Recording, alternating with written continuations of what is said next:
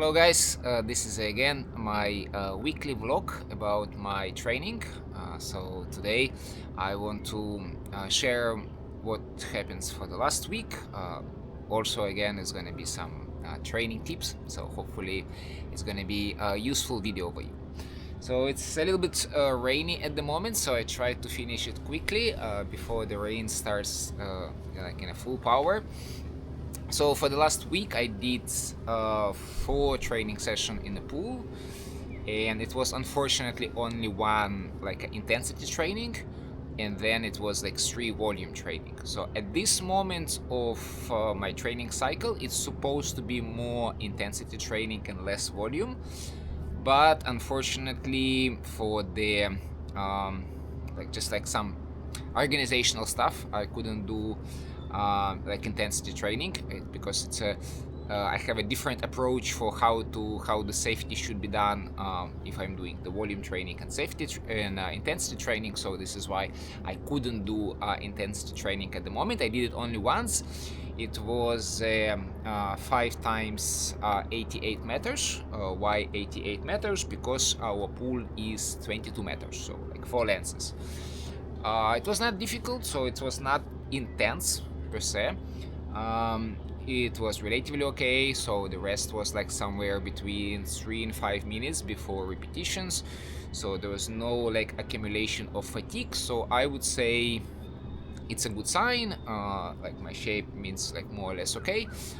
Next time when I'm gonna do intensity training, I hope to do 5 times 99, and then I will see if the fatigue, if there is accumulation of fatigue, or if each individual swim are still the same, right? And the volume training I did a couple of times.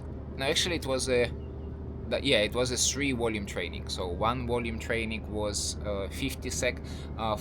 It's always 44 meters, like 2 lengths of the pool, and then if it was a by fins, the rest was 50 seconds in between on one session, and then 45 seconds rest on second session. And then one time it was volume training for the monofin. For the monofin, because it is a small silicone monofin, I get tired a little bit more, so this is why it was 1 minute 10 seconds rest between repetitions, right? So this was my training. It's not exactly how it's supposed to be, but it's okay. It's okay. I haven't done any training for depths, and also when I don't do pool training in the morning, I try to do now relatively easy dry static. Nothing like really difficult. I don't trying to increase my breath hold, just like some I don't know, like volume, also like a breath holds, like relatively easy breath holds, more like working on some relaxational aspects. Today, as a training tips, I want to show, especially for those of you who are more like a beginner, the importance of the volume training. Let's imagine your maximum dynamic, I don't know, let's say 70 meters, right? So you're definitely gonna feel that let's say 50 meters is gonna be easy, and let's say 40 meters is gonna be like way too easy. And then you may be gonna think, okay, it doesn't make any sense to do 40 meters, I can do 70, so this is why I can do like 50, 60, 70, right? But then this approach would not help you to improve your technique, right? Because even if you do, let's say 70 is your max, and you do repetitions of 50 or 60, this is a relatively a bit of challenge for you, and this is why it would be harder for you to experiment with a technique, and it's going to be harder for you to be like laser focused on some specific technical issue. So what I usually recommend as an approach for the volume training, you're choosing the distance which is definitely super easy for you, right? So let's say you are a 100-meter diver, you can swim 40 meters. For the whole session is going to be a repetition of 40 meters, and then you can choose, before you start the session, you can choose what technical elements you want to improve. How you can choose what technical element to improve? Maybe your instructor advise you that this need to be improved, or maybe you just watch your underwater video of your technique and then you notice some technical mistakes, right? So then you know, okay, I need to work on that. Let's say maybe you watching your underwater swim and then you see that your kicking is far away from what you want to achieve. Okay, so then let's say when you do the volume training, you can focus only on a kicking. The entire session, 30-40 minutes, can be repetitions of 40 meters and just laser focus on the technique. So when you only just start this kind of training, you can have a long rest, right? You want to have a rest which is gonna be enough to fully recover between these repetitions. So maybe it's gonna be 2 minutes, maybe it's gonna be a minute and a half, doesn't matter. So let's say your first session, you do like a super long rest. But then, let's say maybe on the second session, you can slightly decrease the rest. So maybe it was 90 seconds, so then the next time you can do 1 minute 25 seconds. The next time you can do 1 minute 20 seconds, etc.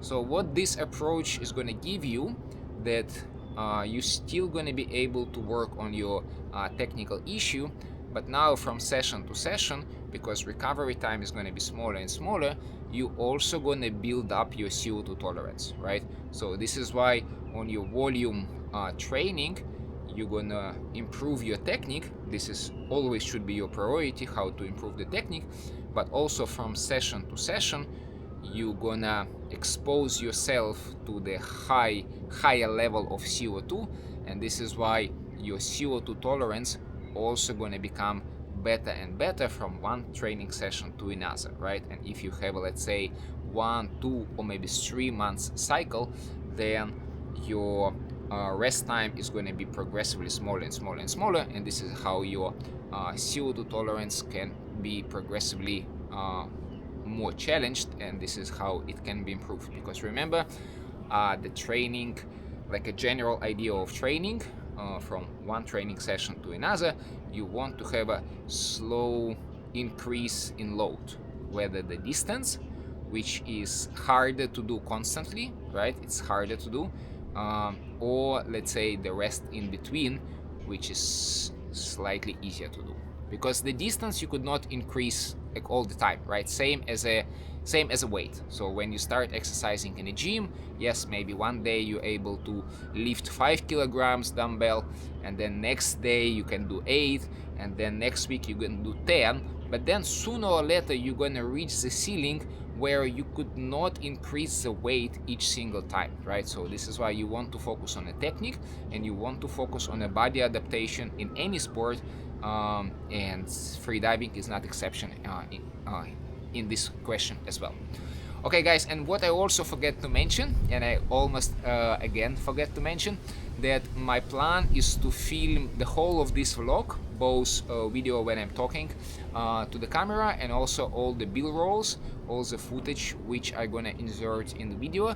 The plan is to do it only on DJI camera. I have a Osmo Action 5. I make a review about this camera a while ago, and I'm planning to use only this camera for a while. Now what is missing, I don't have like external microphone. For DJI also have external microphone. I'm planning to buy it, or maybe they're gonna send it to me. We will see. But this is a plan to film the entire vlog on the DJI equipment, more specifically on the Action 5 camera, and using other DJI accessories, right? So this is a plan. Also, to reduce the friction for producing the content, I decide that I'm gonna edit all of this footage on my cell phone. So in this case, there is a less chance that I don't have time for this, because I always have my cell phone with me.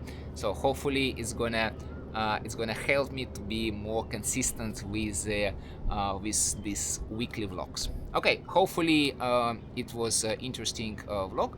Hopefully you learned something new. My cat is biting me. Like, you remember my cat? Like, this cat is angry cat. So I have another cat which is more quiet, and this one is sometimes can bite me, right? Okay, hopefully this was an interesting video for you. I will see you next week.